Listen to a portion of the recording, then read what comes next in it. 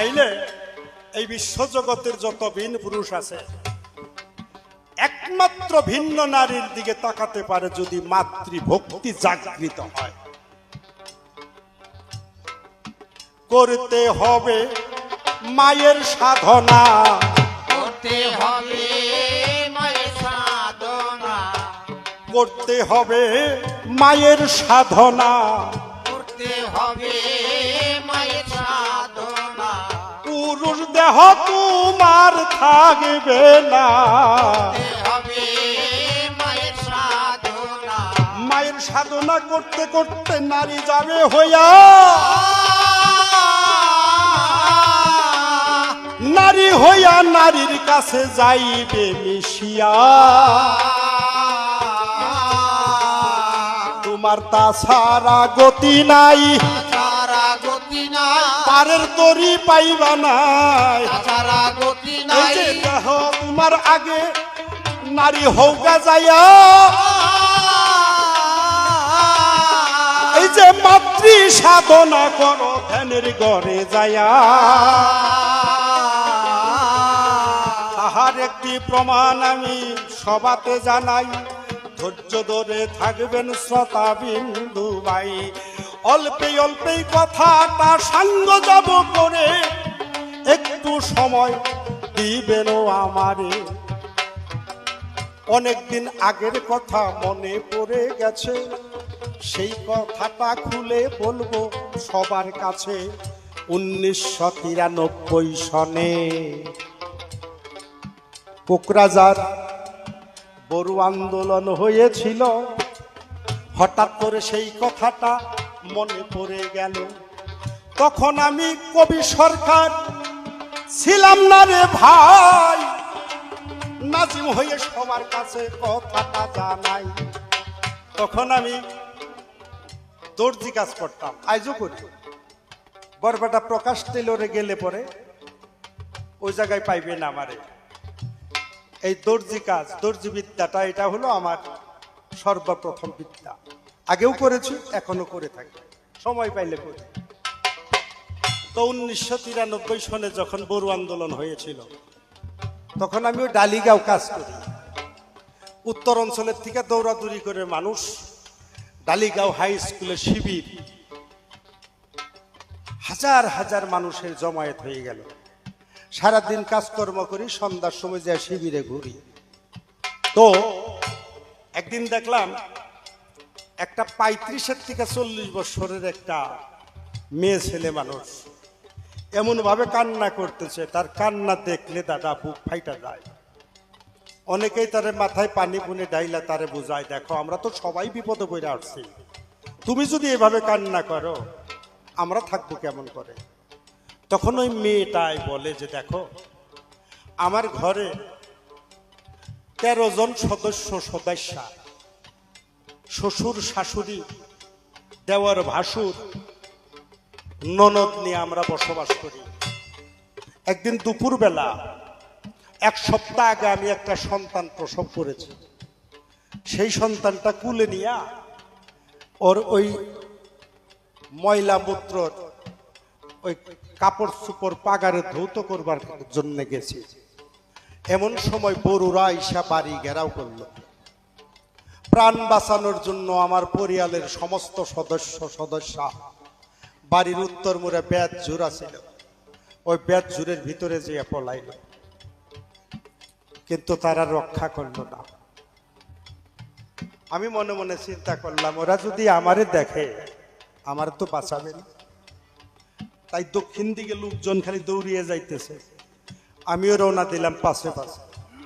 জীবন তো বাঁচবে না, আপাতত আমার সন্তানটা বাঁচাই। আই নদীর কাছে যখন গেলাম, ওরা ঘেরাও করলো, চোখের পানি ছাইরা দেওয়া গো পাই পইরা বললাম যে দেখ রে, তোরা আমারে মাইরা ফেলা, আমার আপত্তি নাই, কিন্তু আমার এই সদ্যজাত শিশু ওরে তোরা মারিস না।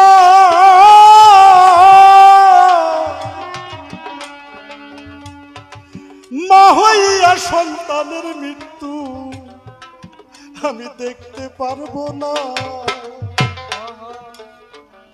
কিন্তু ওরা এমন নিষ্ঠুর, আমার এই আর্তনাদ ওরা শুনলো না। আমার কুলের থেকে আমার ওই সদ্যজাত শিশুটা নিয়ে আই নদীতে ডেল দিয়ে ফেলে। আমার জাদুমণি ভুর ভুর করে পানির নিচে যা, এই কথা বলে সঙ্গে সঙ্গে ওই মেয়েটাই অজ্ঞান হয়ে যায়। আবার মেয়েটা অজ্ঞান হয়ে গেল। মনে মনে ভাবলাম এই জায়গায় থাকা চলবে না, পরের দিন বাসায় চলে যাব। তো দোকানেও আসতে চায় না। এমন সময় আমার মামা তো ভাই সকালবেলা যে দাঁড়াইছে, নাজিম রে তোর আজকে বাসায় যেতে হবে। বলে কেন? বলে যে বড় আন্দোলনের কথা যেদিন থেকে তোর মাই শুনছে সেদিন থেকে দানা পানি খাই না, শুধু আমার কাছে এসে করে কান্না।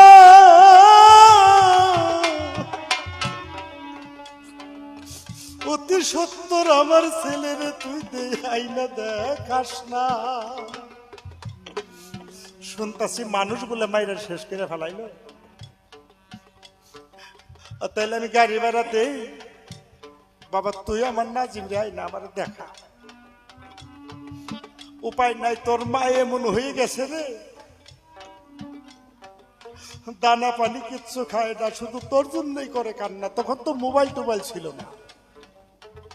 আমি বললাম ভাই আজকে মঙ্গলবার তো, আগামী বৃহস্পতিবারে বাসায় যাব, তুমি মারে কইও আমি ভালো আছি। আমার জীবনের বাস্তব কথাটা বলতেছি। সত্যি সত্যি চলে গেল। বৃহস্পতিবার সন্ধ্যার সময় ডালিগাঁও থেকে গাড়িতে উঠলাম, রাত 9টা বাজায় রোডে নামলাম। 11টা বাজায় ডাবিলাপাড়া চোখে নাইবা, অন্ধকার রাত্রি, কিছু দেখা যায় না। হঠাৎ করে মনে পড়লো আমার দয়াল বলছিল, নাজিম রে যদি কোনো জায়গায় যাইয়া বিপদে পড়িস, তোর মায়ের সুরুদরা চোখের মধ্যে রাখিস, করিমানা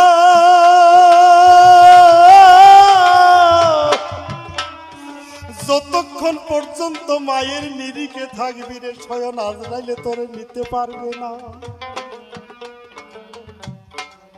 সেই কথাটা বিশ্বাস করে, কথাটা বিশ্বাস করে, সেই কথাটা বিশ্বাস করে, কথাটা বিশ্বাস করে চলতে লাগলাম বাড়ির ধারে। কথাটা বিশ্বাস করে বাড়ির কাছাকাছি যখন গেলাম, আমার মনে একটা কথা উদয় হলো, আজকে বৃহস্পতিবার, আমি তো বাসায় আসবো, মা তো জানে। জীবন ভরা শুনছি সন্তান বিদেশে গেলে বলে মায়ের ঘুম আয় না। আজকে পরীক্ষা করো মা ঘুমাইছে কি। যদি মা ঘুম আসে তাইলে মনে মনে ভাববো যে একটা মিথ্যা কথা।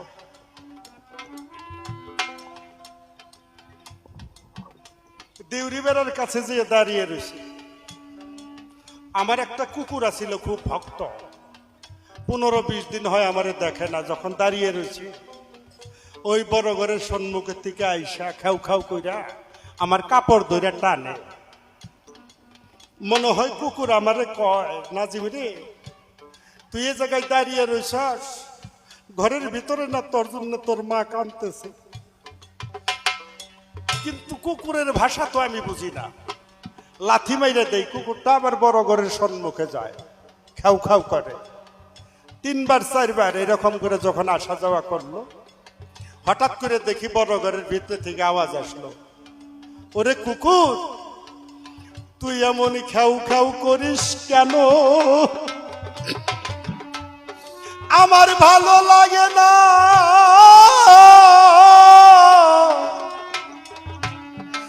আজকে আমার নাজিম আসার কথা ছিল, এখনো এলো না। আর কি দেখা পাবো তারে, আর কি দেখা পাবো তারে, আর কি দেখা পাবো তারে, আর কি দেখা পাবো তারে, আমায় দেখাইও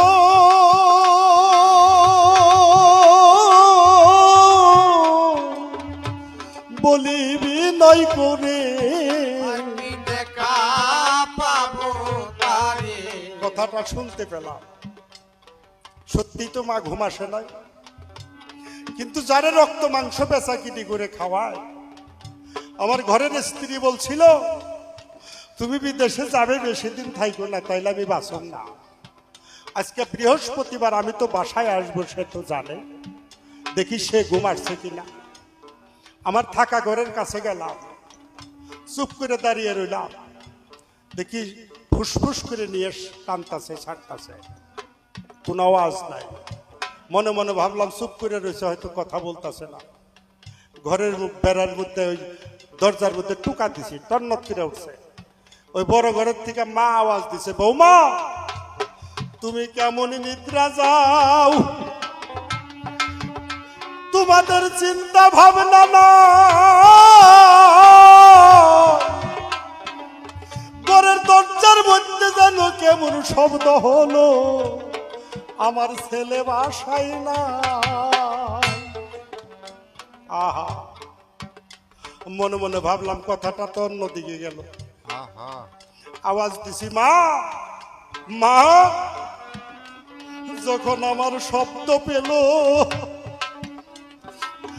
মায়ে ঘরে বাতি জ্বালাই না,